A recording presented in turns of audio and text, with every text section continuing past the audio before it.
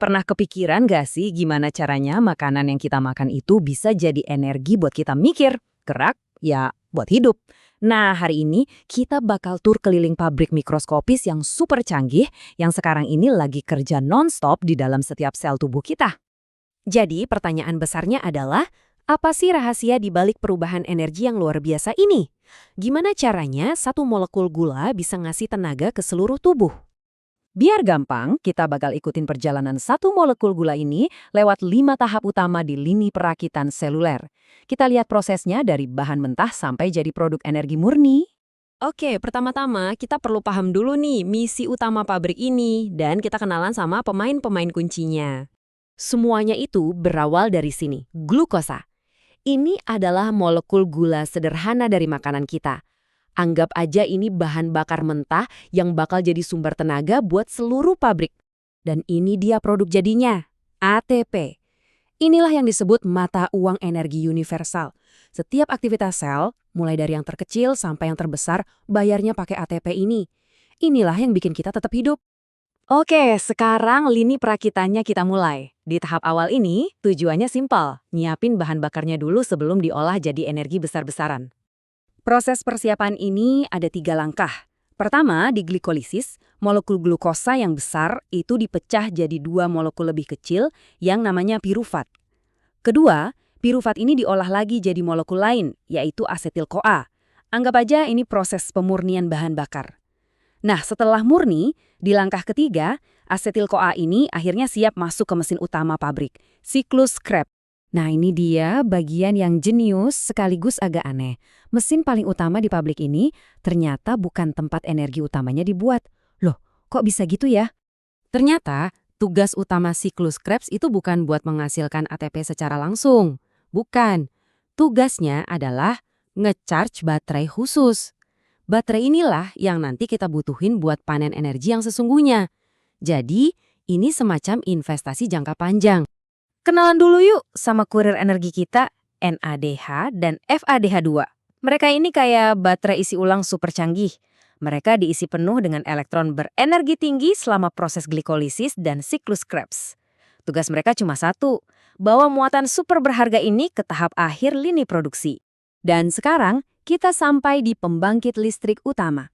Disinilah para kurir energi tadi bakal mencairkan muatan mereka untuk mendapatkan hasil energi yang masif. Inilah klimaks dari seluruh proses. Disinilah semua persiapan dan pengangkutan tadi bakal terbayar lunas. Dan ini dia hasilnya. Coba lihat deh perbedaannya di grafik ini. Glikolisis dan siklus Krebs, semua tahap awal yang ribet tadi, cuma menghasilkan sekitar 4 unit ATP. Cuma 4. Tapi lihat transport elektron, dia menghasilkan sekitar 34 unit. Jomplang banget kan? Ini bukti kenapa tahap akhir ini adalah pusat keuntungan energi yang sebenarnya. Jadi, tanpa tahap akhir ini, jelas produksi energi kita bakal anjlok drastis. Tapi, ada masalah yang lebih gawat lagi. Seluruh lini perakitan bisa berhenti total. Kenapa? Karena para kurir energi yang udah penuh muatan itu nggak bisa bongkar muatan. Akibatnya, mereka nggak bisa balik gagi buat ngambil muatan baru. Yang terjadi, macet total di seluruh pabrik. Oke, sekarang coba kita mundur sedikit dan lihat gambaran besarnya. Kita lihat betapa jeniusnya desain sistem ini secara keseluruhan. Yang paling keren dari proses ini tuh efisiensinya. Ini adalah sebuah siklus yang sempurna dirancang untuk terus berputar. Komponen-komponen kuncinya terus didaur ulang, jadi hampir nggak ada yang terbuang sia-sia. Nah, proses regenerasi para kurir energi inilah kuncinya. Inilah yang membuat seluruh sistem ini jadi siklus yang berkelanjutan. Kurir yang udah kosong langsung balik lagi ke tahap awal buat diisi ulang. Gitu terus, muter tanpa henti. Ini memastikan pabrik nggak akan pernah kehabisan tenaga kerja. Tapi gimana ceritanya kalau pabrik yang udah disetel sesempurna ini tiba-tiba kehilangan salah satu pasokan paling vitalnya?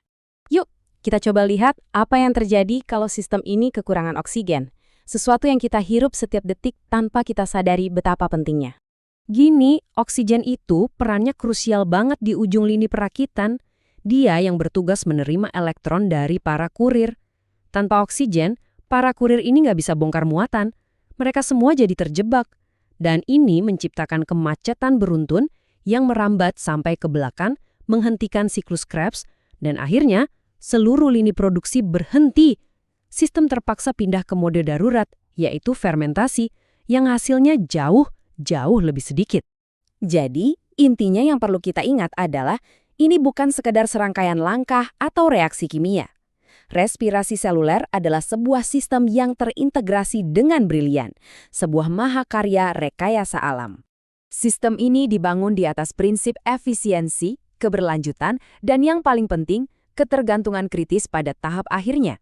Setiap bagiannya saling terkait, dan semuanya penting untuk menjaga mesin kehidupan ini terus berjalan. Pada akhirnya, siklus yang sempurna dan gak pernah berhenti di dalam triliunan sel kamu inilah yang menjadi sumber tenaga bagi kehidupan itu sendiri.